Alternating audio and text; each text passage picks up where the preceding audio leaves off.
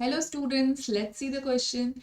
Due to increasing airborne allergens and pollutants, many people in the urban areas are suffering from respiratory disorder that causes wheezing due to reduction in the secretion of surfactant by pneumocytes, benign growth on mucous lining of nasal cavity, inflammation of bronchi and bronchioles, proliferation of fibrous tissues and damage to alveolar folds.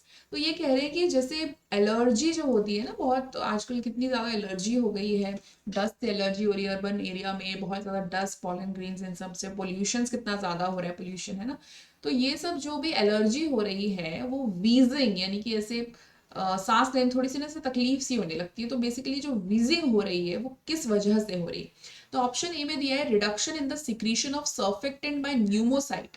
अब ये क्या बोल रहा है, सो इसमें क्या होता है ना, एल्वेलाई जो होते हैं हमारे लंग्स के अंदर, उसमें जो न्यूमोसाइट्स हैं, न्यूमोसाइट्स एक सेल्स होते हैं जो कि सर्फेक्टेंट रिलीज करते हैं ताकि एल्वेलाई प्रॉपरली ऐसे करके शेप में रहे।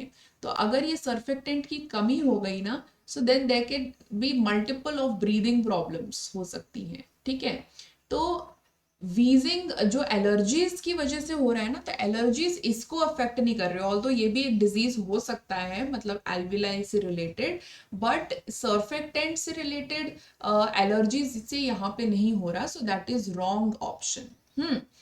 सेकेंड है benign growth on the mucus lining of nasal cavity. So किसी एलर्जी से बेनाइन ग्रोथ यानी ट्यूमरस ग्रोथ नहीं हो रही है, ये गलत ऑप्शन है। एलर्जी से क्या होता है कि जो मास्ट सेल्स होते हैं ना, वो आपका सिक्रीट करने लगते हैं हिस्टामिन, सेरोटोनिन, ये सब।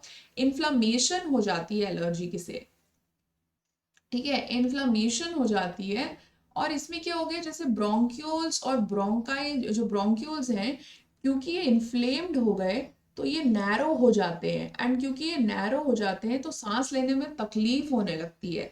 ये एक्चुअली एस्थमा में भी होता है, which is a allergic reaction. So C option में देखो, inflammation of the bronchi and bronchioles, तो यस ये होता है एलर्जी में, इन्फ्लामेशन हो जाती है ब्रोंक्यूल्स में, एंड जिसकी वजह से सांस लेने में तकलीफ होती है क्योंकि पैसेज बहुत नैरो हो जाता है। ऑप्शन डी में दिया proliferation of fibrous tissues and damage of the alveolar walls.